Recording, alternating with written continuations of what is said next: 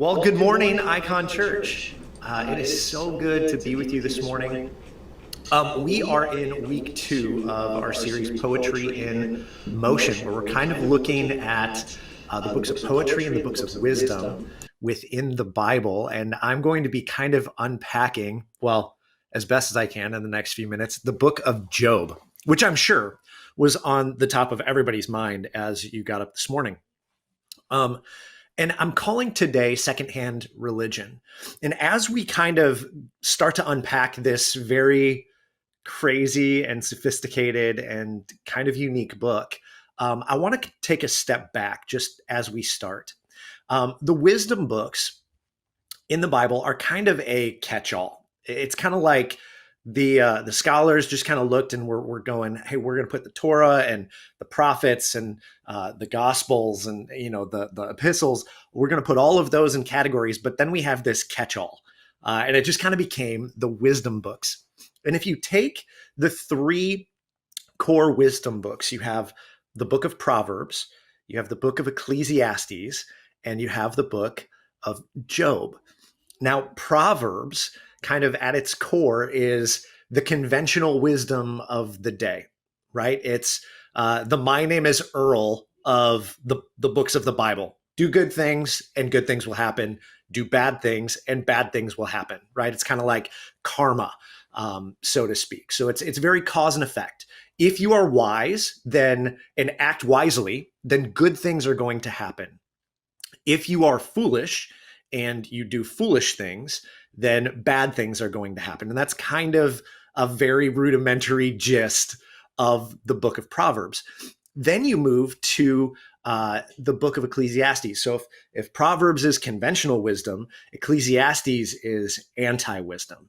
And it's basically kind of this whole undertone of existential angst and, everything is vapor and vanity and life is meaningless. And so you go from conventional wisdom to the complete opposite extreme of anti-wisdom and nothing really matters.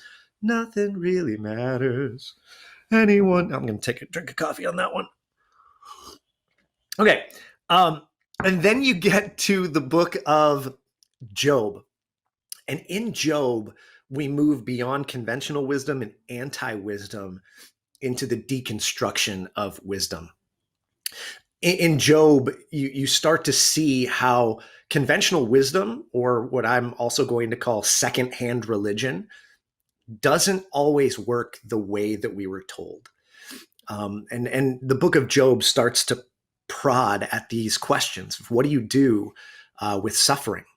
What do we do with injustice? So when we look at the book of Job, and I just kind of want to give an overview and kind of walk through the basis of the book, I'm going to read a little bit of the story so we can kind of know what's happening. But it's 42 chapters, so we're not going to go through everything today. But, I said this earlier, Job is a really unique and sophisticated book. It's one of the most complicated portions of Scripture that exist. It is highly, highly complex poetry. There are words that are used in Job that are used nowhere else, not only in Hebrew Scripture, but in any Hebrew writings at all. And so it's just a very fascinating and complex book. The setting of the book of Job is unclear. Nobody really knows where Uz is. You almost kind of have this callback for those of us that grew up with musicals to Oz, right? I mean, it's like you kind of get this picture when you start reading Job that it's once upon a time in a land far, far away. And the characters are very interesting as well. All of the characters within the book of Job are all non-Israelites. And especially Job's friends represent conventional wisdom. So they all represent viewpoints that would be the conventional wisdom of the day, or again, what we're going to kind of call secondhand religion. Because we were all handed something, right? We were all told the way that the world works. And for most of us, we were handed this worldview before we had really experienced life. And so Job is just such a fascinating book. And the structure of the book itself is it's kind of a sandwich. It's got narrative or prose, so it kind of tells the story, the first two chapters of what is happening within this book, and then it goes through all of this dense, complex poetry for the next 39 chapters, and then chapter 42 ends with narrative again, and just kind of buttons up the story. So it's kind of this prose that sandwiches all of this dense poetry in between. Now, as the story begins, and I'm just going to kind of read, and not just going to breeze through it. I'm going to read portions of it. And I'm reading out of the Complete Jewish Bible. There's a reason for that, and it'll make sense in a moment. But because of that, some of the words are the names are in Hebrew. And since I don't speak fluent Hebrew, I'm hopefully going to be able to get all of this right. But anyway, verse 1 tells us that there was a man in the land of Uz whose name was Job. So again, once upon a time in a land far, far away. This man was blameless and upright. He feared God and shunned evil. 7 sons and 3 daughters were born to him. He owned 7,000 sheep, 3,000 camels, 500 pairs of oxen, and a partridge in a pear tree. 500 female donkeys, as well as a great number of, I was just making sure you were paying attention, as well as a great number of servants, so that he was the wealthiest man in the East. So you're kind of getting this picture of the man Job that the author is trying to tell us about. It was the custom of his sons to give banquets, each on his set day in his own house, and they would invite their 3 sisters to eat and drink with them. And after the cycle of banquets, Job would send for them to come and be consecrated. Then he would get up early in the morning and offer burnt offerings for each of them, because Job said, "My sons might have sinned and blasphemed God in their thoughts." And this is what Job did every time. So you have this picture of a guy that does things that nobody does. And it happened one day, the sons of God who came to serve God, and among them came the adversary. And in a lot of the English translations, it says Satan. Now, it's kind of interesting, and I won't get too deep into the weeds with this, but in Hebrew, there is no proper name Satan. There is no being named Satan in the Old Testament. Whenever we see that, it is actually Ha-Satan, which means the Satan or the adversary, the one in opposition. Satan, Ha-Satan, the adversary, can be used to portray somebody that is doing good things or somebody that is doing some not so good things. And so you just kind of have to look at the context, but it's not talking about a being named Satan. Okay, so one example is Balaam and the story of Balaam and the donkey. The phrase used of the angel of the Lord standing in the pathway between Balaam and the donkey and trying to get through is Ha-Satan. It is the angel of the Lord is named Ha-Satan, the adversary or the opposition. So that's one little nuance, and that's why I chose the Complete Jewish Bible, because it does not use Satan as a proper name. It actually says what it is, and that's the adversary. So it happened one day that the sons of God came to serve God, and among them came the adversary. God asked the adversary, "Where are you coming from?" And the adversary answered God, "From roaming through the earth, wandering here and there." So they have this conversation. I'm going to kind of jump ahead because we can really get pretty far. But God is basically like, "Hey, did you see my man Job? Job is amazing. I mean, this guy is blameless. Have you seen anybody that is as blameless and shuns evil the way that Job does?" And the adversary basically says, "Well, sure. But that's because you put a hedge of protection around him so nothing happens to him," right? Conventional wisdom is working really, really well in Job's life, apparently. So you have this idea. Job is doing all of these right things. He's doing everything right, and everything is going well. And the adversary basically goes, "If you remove that hedge, we'll see if Job actually will be faithful to you." So this is what happens. But the deal was within the royal courtroom, so to speak, that they couldn't do anything to Job's body. So through the next few verses, and we'll pick up in verse 13, it says, one day when Job's sons and daughters were eating and drinking in the oldest brother's house, a messenger came to Job, said the oxen were plowing and the donkeys were grazing near them when a raiding party came and carried them off. They put the servants to the sword too, and I'm the only one who escaped to tell you. While he was speaking, another servant came and said, fire from God fell from the sky and burned up the sheep and the servants. It completely destroyed them. I am the only one who escaped to tell you. And while he was still speaking, another one came and said, three bands came and fell upon the camels and carried them off. And they put all of your, do you see the pattern? They put all of your servants to the sword. And I am the only one that escaped to tell you. And while he was still speaking, another one came and said, your sons and daughters were eating and drinking wine in the oldest brother's house when suddenly a strong wind blew in from over the desert, struck the four corners of the house so that it fell on the young people. They are dead. And I am the only one who escaped to tell you. Job in this moment loses everything. Now, for those of you that know the story, you know at the end of the story, and I'm going to ruin it for you, those that haven't read it, everything is returned to him. But I want to give a little note here. For those of us that are parents, there is no way to replace a child's life. There's no way.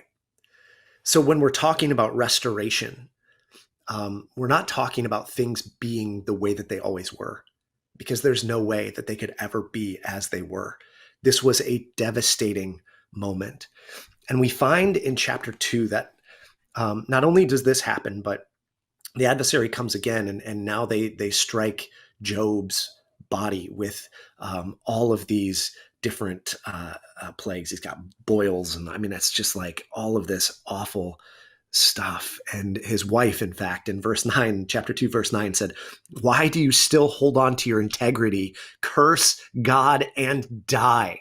And his wife is just like, curse God and die. He answered her, you're talking like a low-class woman. Ouch. Are we to receive the good at God's hands, but reject the bad? In all of this, Job did not say one sinful word, which is key to this entire story as it plays out. And this is one of my favorite parts in this entire narrative. Job's three friends heard of all of the calamities that had overwhelmed him. Do you hear that word, overwhelmed him? They came, each of them from his own home. They agreed to meet together in order to come and offer him sympathy and comfort. When they saw him from a distance, they couldn't even recognize him, and they wept aloud. They tore their coats, threw dust over their heads toward heaven, and they sat down with him on the ground. For 7 days and 7 nights, no one spoke a word to him, because they saw how much he was suffering. When I think about what it means to sit with those who are hurting and suffering and in pain, they don't need our conventional wisdom in those moments. They just need us to be there. If you've ever experienced the death of somebody close, you understand what this means. If you've ever experienced real and true grief, you know that people want to help comfort, but usually their words, even the most tame words, do less to comfort and sometimes more to harm. And so I love this picture that they didn't come and try to offer their conventional wisdom. Instead, they just sat with him in silence. So powerful. What we see in the next 39 chapters in Job is this intense poetic dialogue. Chapters 3 through 28 is this dialogue between Job and his friends. And it kind of goes back and forth between all of these sections of scripture. And, once they move beyond that, you have Job kind of giving one last dialogue to God and kind of basically going, look, God, you need to answer me. I am expecting an answer from you. I have done nothing, and I am expecting an answer from you. And that's, verses or chapters 29 to 31. And then in chapter 32, when you expect God to answer, this new character comes into the story. His name is Elihu. And instead, Elihu gives his response to Job. And again, we don't understand the context, but we'll kind of get into a little of what, I think Elihu means within the lens of conventional wisdom and secondhand religion. That's chapters 32 to 37. And then finally in chapter 38, we see God's response. So God responds in chapter 38 through 41. And then we have the epilogue, which is the end of the narrative. And I'm going to read a portion of that a little bit later. But as we look at the book of Job, usually we have some questions that start to come to our minds. And the first one is a really simple one. You may have asked this yourself, or you've probably heard many people ask this question, but it's, why do bad things happen to good people? The next question that we come across and would be, why would God allow suffering? Or why would a loving God, or why would a just God allow suffering? And that begs the question, is God just, or is God loving? And then when we look at Job, we look at this idea and we look at our lives and we go, how do we, if we do believe that God is loving and that God is just, how do we explain pain and suffering when bad things clearly happen to good people? What's fascinating is out of the entire book, including in God's response to Job, we do not get an answer to any of those questions. In fact, the book of Job is completely silent in answering the questions, why do bad things happen to good people? Why would a just God allow suffering? Or even, is God just? Or how do we explain pain and suffering? There is simply no answer. And because of that, I am not going to try to offer an answer today. Now, I personally do not believe that we could ever understand why some of these things happen. They just happen, right? And as I thought about this for this morning, I don't know that knowing why suffering or pain happens would actually change anything. I mean, if you knew why you had to suffer, if you knew why this happened to you, something that you didn't deserve, someone that you lost, some tragedy that struck your life, if you knew why, would that actually make it easier to go through it? Really? Job never finds out why. Apparently there's this council room, and these beings come and they discuss Job. Job never finds out that's what happened. God never tells him. In God's response, God never tells Job, hey, this is what happened. You know what? You're right. You are blameless. You are sinless. You were fine. You didn't do it. God never explains any of that within this book. The author never lays that out. It's such a difficult and complex book. And one of the reasons I love it is because life is difficult and complex. And I don't know about you, but I am tired of easy answers and simplistic reasonings that don't help us at all. Instead, what we see in the book of Job is the deconstruction of conventional wisdom, the deconstruction of secondhand religion that means nothing. So when we look at Job's friends, they have this idea, this worldview through conventional wisdom that, one, God is just, and that because God is just, what happens to us in life is justified, right? Do good things happen. Do bad things happen.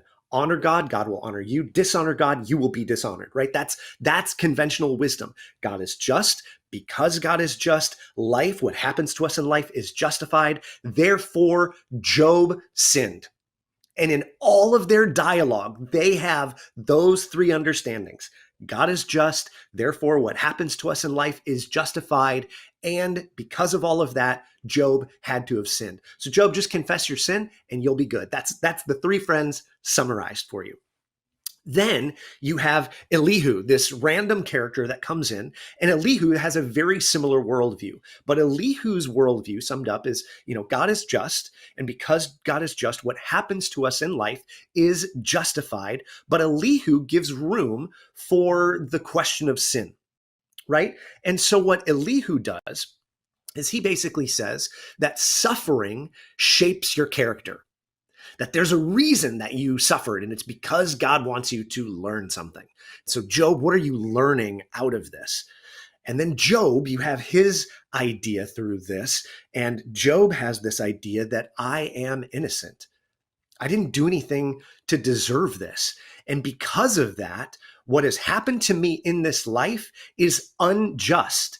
And because what has happened to me is unjust, therefore, God must be unjust.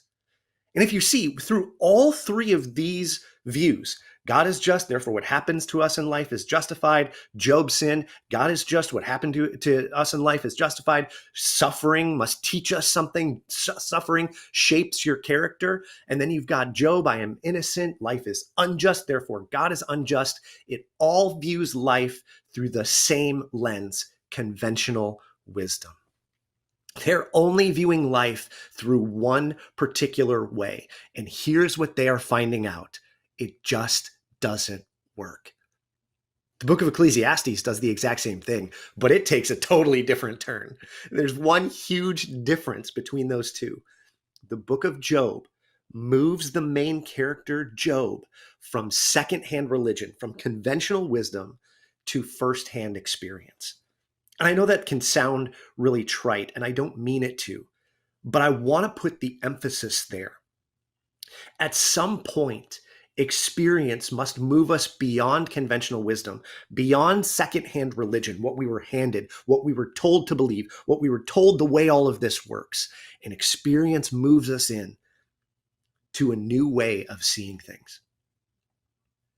So there are some new questions that come where, the questions are still there. Why do bad things happen to good people? Why would a just God allow suffering? How do we explain pain and suffering? But what do we do when secondhand religion and personal experience conflict?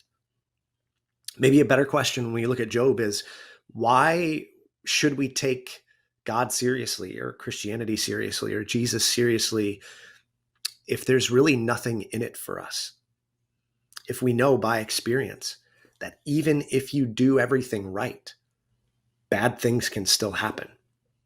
Or is there such a thing as pure and authentic religion or relationship or experience that is unmotivated by self-interest, personal gain? Job 42, as the narrative wraps all of this up, we hear Job responding back to God. It says, at last, Job gave God this answer: I know that you can do everything, that no purpose of yours can be thwarted. You asked, this is again Job speaking to God, you asked, who is this, hiding counsel without having knowledge? Yes, I spoke without understanding, or of wonders far beyond me, which I do not know.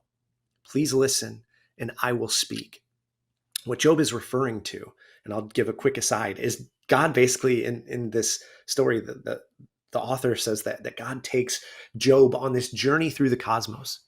It starts to unpack all of these things that seemingly have nothing to do with Job's experience. And the whole point of what God is doing in this passage is simply to say, Job, there is no way for you to understand certain things. You are looking at life through a very narrow lens. There is a bigger and broader picture here. And as much as we would love to be able to understand all of these things, because we are here in this limited perspective, there is no way that you can actually grasp what is happening totally within this life. And so this is Job's response. Yes, I spoke without understanding, of wonders far beyond me, which I didn't know.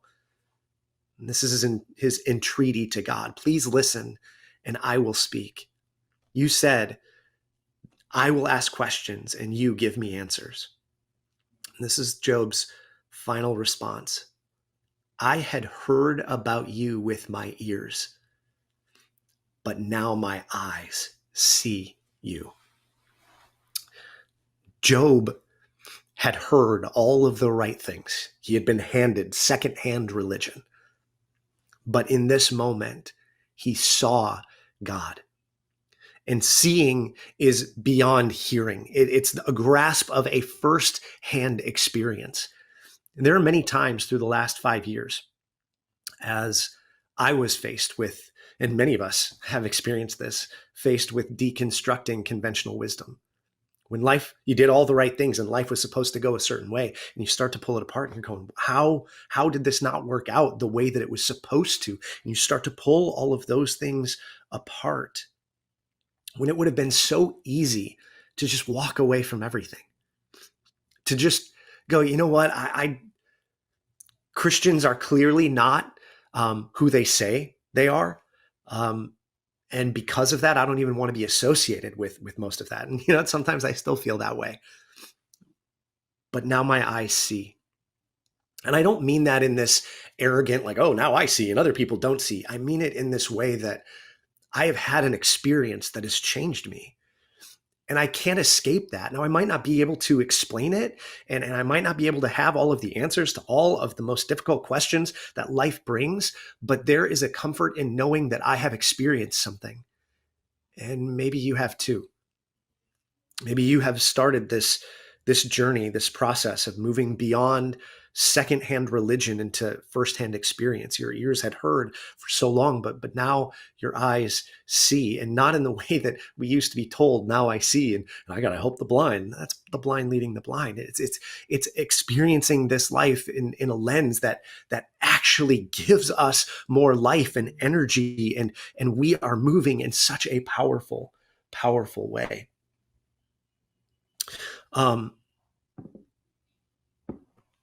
Then as the book ends, and this I think is my favorite part of the book, God rebukes Job's friends.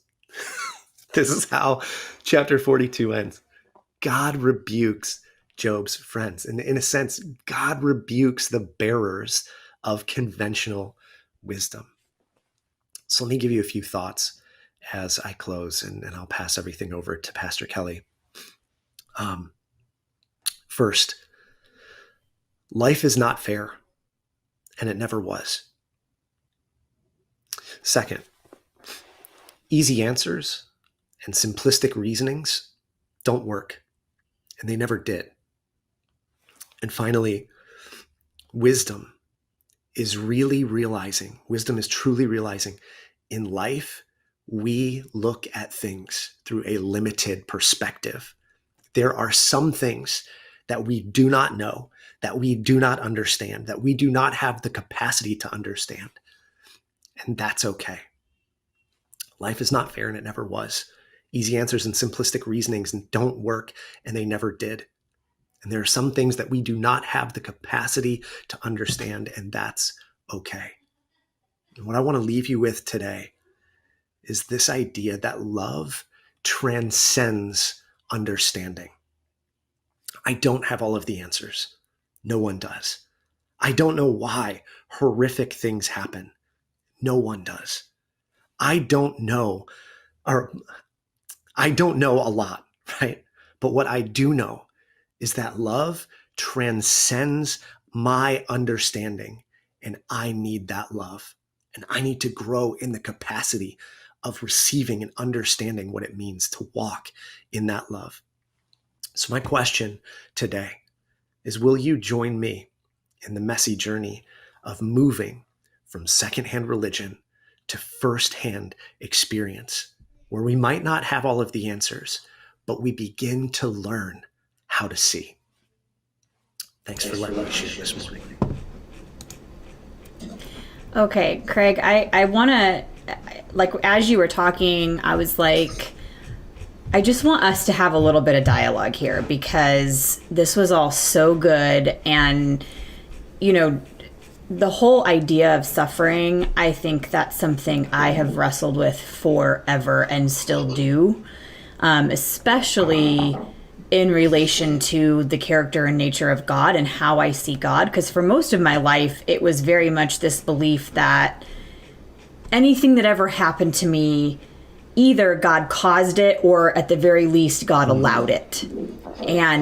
And I think for a while that worked for me because I was able to say the whole thing of people love to quote scriptures about God's ways and thoughts being higher than ours. And oftentimes those would be used in a way to listen, I know these terrible, horrible things are happening in the world. I know that, children are being sex trafficked and people are starving to death and there's racial injustice everywhere, but God's ways are higher, And so it was this way of almost not having to lean into the tension of those things. And so for you, and I'm even looking in the comments, I kind of posed a question in the comments about people wrestling with that juxtaposition between suffering and the nature of God.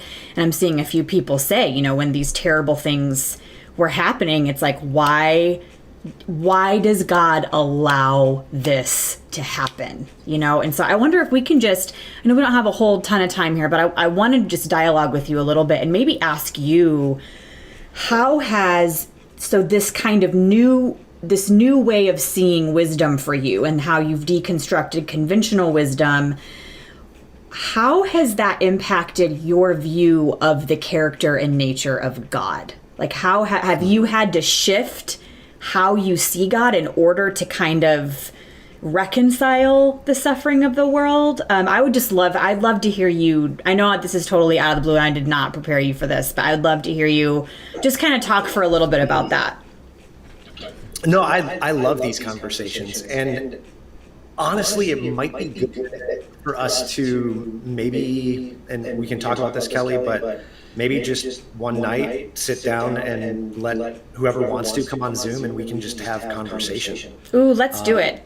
Let's do it. And because this is such a personal topic for so many people. Mm-hmm. And the way that I'm going to answer this, it's not going to be a definitive answer because truthfully, there is no good answer to these questions. However, some things that shifted for me is I started to view the Bible through the lens of and really my experience with God is life is endlessly interesting. And so rather than looking at a story in the Bible to say, oh, the book of Job talks about how we can handle suffering and Satan's out to get us all. And instead, I started to look at things and I stepped back and I'm like, this story is endlessly interesting. What are some other ways to look at this? And so that's what started to shift within the way that I approached Scripture and ultimately life. Life is endlessly interesting. What are some other ways that I can start to look at this? But I also had to simplify things to go, what is most true? We like to hang on, the truth, and truth is used for many people as a weapon against them, right? Yeah. Christians love to use truth as a weapon. Yes, we do. But when I look at what is most true, it's the idea that God is love. And to walk in the way of love is to walk with God, right? So whenever I see something that is unloving, whenever I see something that is counter to love, then what is not shaken is my view that God is love. What is shaken is the lens through which I look at that event, whatever that is happening. And I look and I go, okay, this event, this thing does not line up with my most simplistic core truth, and that is God is love, and anything that is not love cannot be God. Yeah. And so I have to now reconcile this thing to go, how do I reconcile this thing with the one thing that I hold to be true, and that is God is love, and when I walk in the way of love, I am walking with God. And if something is not love, I do not believe that it is God. Yeah. So that to me has been super helpful. Now, it doesn't answer the questions. Sure. It doesn't make everything okay. And there's, different theological underpinnings and positions that have been really helpful. Open theism, for one, process theology has been super helpful. But it talks about the way that love works. And I don't want to get too far into the weeds, and that's maybe why having just a conversation at another point might be helpful. But, when you think about the idea of process theology at its core, is everything in life is in process. So whether it's nature, or whether it is relationships, so you look at everything through the lens of process and relationship, everything is always in process, and everything is always in relationship. So even our physical beings are relationships of energy and atoms and molecules, and so it's this great merger of spirituality and science that has been very helpful for me. And so what that's helped me do is to look at the way that love then operates within the world. And for love to be real and authentic, it has to come, one, through relationship, but two, it can't be controlled or coerced. Coercive love is not love. Yeah. That is awful. And I mean, it's horrible. It's created horrific things within our world today. So to have true freedom, when I think about the way that science and spirituality connect and intersect, I am looking at this ultimate lens of freedom through the ways that the world has been set up. That there is an immense amount of freedom, and that I do not believe God violates the way that those laws, the scientific laws or the laws of the universe, are set up. Now, could God do that? Sure. I just don't think God does. And so that then separates evil from love, right? So when evil happens, then it's this idea that the systems that God set up are what have been corrupted, not God themselves. Yeah. But in order to have true and authentic relationship and love, we have to have real choice. And real ability to choose to walk into that love. And so for me, life then becomes this point, not necessarily of walking in wisdom or foolishness, but of walking in love.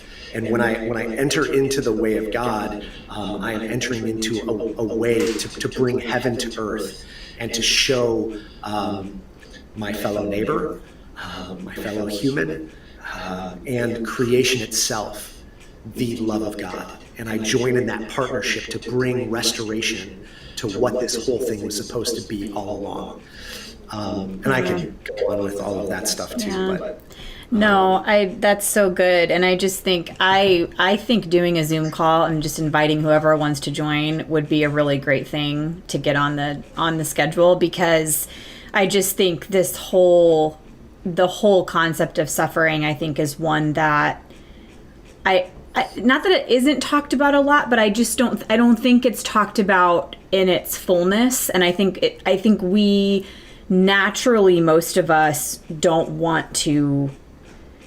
We want to be able to either explain it away or find. I mean, because who wants to, we just don't want to focus on that, But I think that it's important for each of us as we walk through those things, And so, yeah, I think so. We'll do that. We'll get a Zoom call on the schedule, and then for everyone, we'll send that out. We'll post it on our social. And just kind of let you guys know when that's happening, and then whoever wants to join can join, and we can have more of a conversation. I'd love to hear more of your stories. I'd love to hear your thoughts, the way that you wrestle with this, how you make sense of things when you are suffering. How do we hold on to any semblance of our faith when we're suffering? Because that's I think those are all really good questions. So everyone be looking for that. Craig, thank you. What an incredible message today. I just think that it's so good. And there were so many things about what you said that are giving me more things to think about and to study more and to really look into. So thank you for sharing with us today. Yeah. Absolutely. All right. Well, I'm just okay, let me see. I'll go ahead and go back to just me, so you're not just sitting there for the last part of this, Smiling at the camera. So we'll see you later, Craig. Thank you. Okay. All right. Well, yeah, so everyone be looking for that. We will discuss that this week and get that Zoom call on the calendar so that we can have another good community conversation around this. I just think that it's a really important, necessary thing to talk about, and so I would love to kind of take this further. So, well, anyway, I hope that all of you have a fantastic week. Enjoy the cooler weather here in Texas. Those of you that are not in Texas, you've probably already been enjoying the fall weather. So, and then we will see you back here next Sunday, where I'm going to be talking about the book of Proverbs next week. So I'm looking forward to diving into that and kind of seeing what we can all carry with us into our life from that. And other than that, have a great week, everybody, and we'll see you back here next Sunday.